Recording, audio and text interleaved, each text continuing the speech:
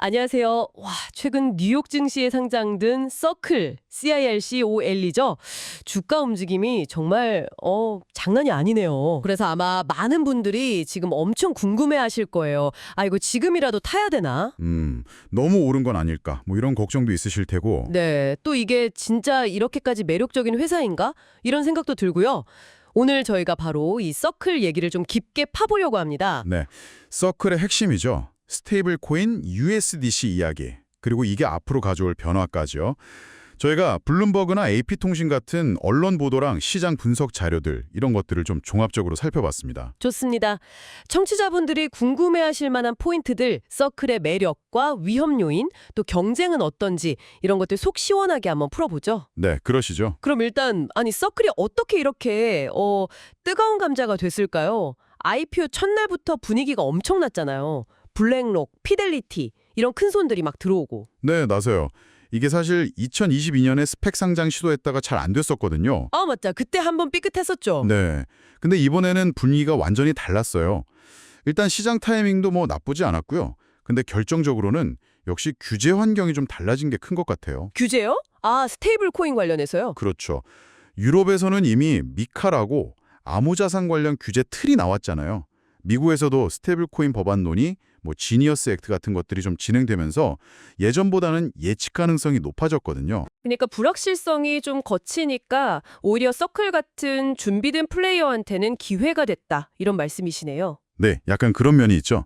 재밌게도 규제가 오히려 진입장벽 역할을 해주는 셈이니까요. 그렇군요. 그럼 서클 자체의 매력은 뭘까요? 역시 USDC를 빼놓을 수 없겠죠? 그럼요. 그게 핵심이죠. 1달러의 가치가 고정된 디지털 화폐인데 중요한 건 이걸 뒷받침하는 준비금이 투명하다는 거잖아요. 네, 대부분 현금이랑 미국 단기 국채로 가지고 있고 이것도 회계법인을 통해서 정기적으로 증명까지 하죠. 맞습니다. 바로 그 안정성, 투명성, 이게 중요한 포인트고요.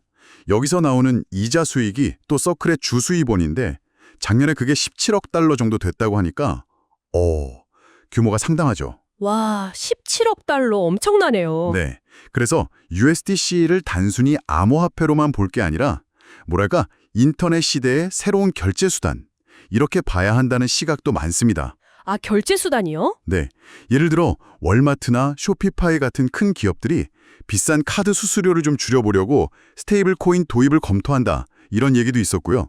특히 기업 간 거래나 뭐 국경 간 송금 이런 데서 굉장히 유용할 수 있죠. 그렇군요. 기업들한테는 확실히 매력적이겠네요. 근데 아마 많은 분들이 지금 제일 고민하는 지점은 이걸 것 같아요. 그래서 지금 사도 괜찮을까? 너무 오른 거 아니야? 네네. 그게 사실 개인 투자자 입장에서는 가장 현실적인 고민이죠. 게다가 경쟁사들도 만만치가 않잖아요. 일단 시장 점유율 1위인 테더, USDT가 버티고 있고. 그렇죠. 테더가 있고요. 또 페이팔도 자체 스테이블 코인 내놨죠. PYUSD. 아, 맞아요. 페이팔도 있었네요. 또 뭐 최근에는 트럼프 가문이랑 연관된 코인도 나온다는 얘기도 있던데요. 네, USD1이라고 뭐 새로운 경쟁자들이 계속 나오고 있는 상황입니다. 아, 경쟁이 정말 치열하네요. 네, 그렇죠. 테더 같은 경우는 점유율은 높지만 그 준비금 투명성 문제가 계속 좀 따라다니고 또 유럽 미카 규제를 잘 맞출 수 있을지 이런 부분들이 좀 불확실하고요. USDC랑 USDT는 그런 면에서 좀 차이가 있군요. 네.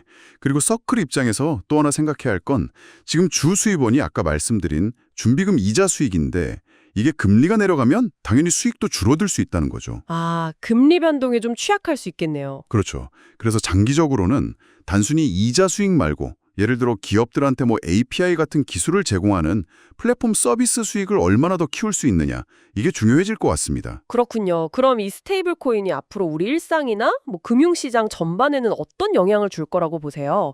그냥 결제가 좀 편해지는 정도일까요? 잠재력은 훨씬 크다고 봅니다. 특히 말씀하신 것처럼 국경 간 송금이나 기업 간 결제에서는 정말 혁신을 가져올 수 있어요. 수수료가 확 줄어들고 속도도 빨라지니까요. 은행들은 좀 긴장해야겠는데요. 돈이 은행 계좌가 아니라 개인 디지털 지갑으로 바로 오고 간다면요. 네. 기존 금융 시스템에는 분명 도전이 될 수 있죠. 자금이 은행 시스템 밖으로 나가는 거니까요.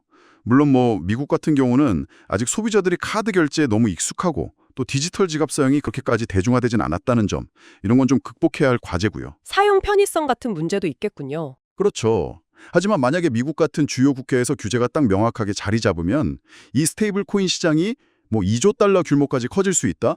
이런 전망도 나오고 있습니다. 와, 2조 달러. 엄청난 시장이네요. 자, 오늘 이야기 슬슬 마무리해 볼까요? 정리를 좀 해보면 서클은 성공적인 IPO, 또 기관들의 지지를 받으면서 스테이블 코인 시장에서 아주 중요한 플레이어로 떠올랐다. 네, 그리고 규제 환경 변화가 오히려 기회가 될 수도 있다는 점도 짚어봤고요. 하지만 지금 투자해도 괜찮을까? 이 질문에는 역시 강력한 경쟁자들이 있고 또 수익 모델을 좀 더 다양하게 만들어야 한다는 과제, 이런 위험 요인들도 분명히 존재한다, 이렇게 볼 수 있겠네요. 맞습니다. 서클이 뭐 금융의 미래를 바꾸는데 중요한 역할을 할 가능성은 충분히 있다고 봅니다. 하지만 지금 시장의 높은 기대치, 또 높은 주가를 계속 유지하려면 결국 USDC를 얼마나 더 널리 퍼뜨리느냐, 네, 확산이 중요하겠죠. 그리고 안정적인 추가 수익원을 만들어내고 또 계속 변화하는 규제 환경에 얼마나 잘 적응하느냐, 여기에 달려있다고 봐야겠죠. 그렇군요.